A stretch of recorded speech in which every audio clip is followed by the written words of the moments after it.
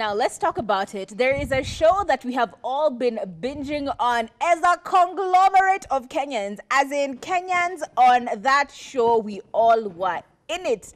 Not represented, but still very much so. We watched it. It's the show called Young, Rich, and African. Young, Famous, and African, apologies. And this particular show has been the talk of town for the last maybe 1 week, 1.5-ish weeks, because it was released maybe 2 weeks ago. And then everyone just hopped on it last week.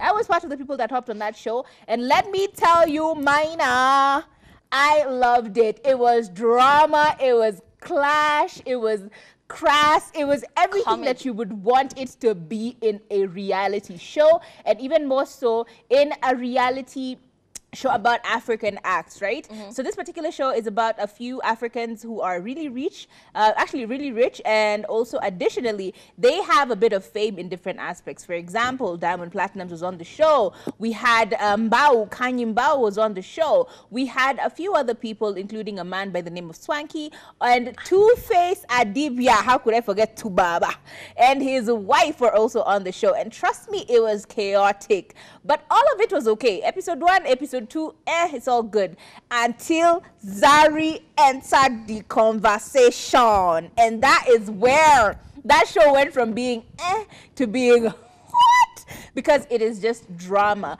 But how it started off is like she was invited to a party by Diamond along with the friends. And the conversation we're having today is exactly about that. Now, Zari is opening up about her breakup with Diamond Platnumz, and she opened up on that particular show. They sat down together, and she started to have this conversation with him. And she's like, first of all, I want to know from you. Because like everyone, his friends, the friends to Diamond were like, why are you not, you sound like you're still in love with this woman. Why are you not with her? And he started to say that, yeah, he messed up in his life. He cheated on her multiple times. And he realized that he couldn't hold himself together. He couldn't be the kind of man that she wanted. He couldn't not cheat. So he decided he was going to exit the group until he was able to manage to not sleep around. And then he would come back to her. And we're just like, audacity. What? So Zari decided to have a conversation with this man.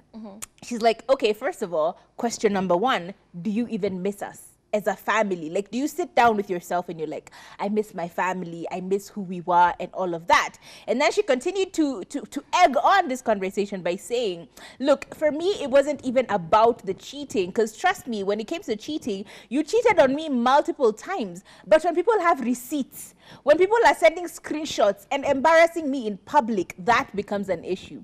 Whenever you cheated on me, those 20 or so times that you cheated on me, the number of times that I actually knew that you cheated on me and I didn't confront you about it are many. But once these screenshots, once these women are now out here showing off with you, that is where I drew the line. And we're just like, girl, what? Ma'am? What did you just say? Did you just tell us that you're okay with this man cheating on you? That you knew that he was cheating on you constantly, multiple times with different women at different occasions, all the while you had his children, 2 of his children. Are you serious? And the thing that made you leave this relationship is because he was caught. Find out. I'm sorry, this just, I don't even know where to begin. Huh? Okay, Zari. I mean, okay, I understand embarrassment. I really do. And I understand how you can just like, you can cover a lot of a person, right? But once it starts to leak, once he or she starts to leak this information out there, it becomes so embarrassing, because everyone is just like, even us guys will be like, Kwani, you're staying with this marriage. Why are you staying in this relationship? Why? Leave him, cancel him. But now in the space where people know exactly what is going on, children are starting to pop up right, left, and center. Every event you go to, ulipita na kamsichana, it becomes a problem for her because she cannot protect her own PR. She's a brand herself. What did you think about the story? I just felt like she was one of those babes who say, it rains everywhere, like, it's like raining. I won't leave a man because he's cheating. Cheating is everywhere, And you can even tell the tone of their relationship by how Diamond was talking about her. He was like, Zari is a very polite person. She is very nice. She's very accommodating. yeah, she really covered up your sins.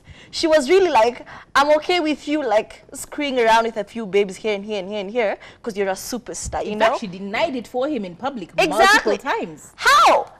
Imagine with your full chest, you're out here fighting other women and telling other women, stop coming for my man. Stop doing this and this and this.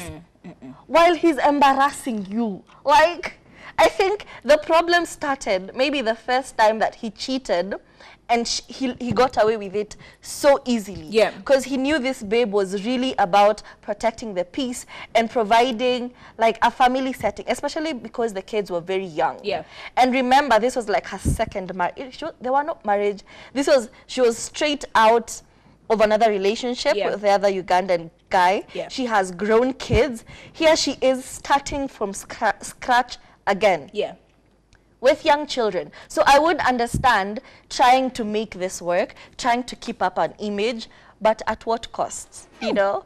And still this man would not defend you. When people are attacking you and your children on social media, they would not defend you.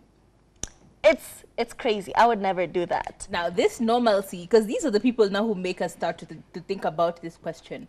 Is it so that normalcy in cheating has become so pronounced that as women, we convince ourselves that it is okay for him to cheat?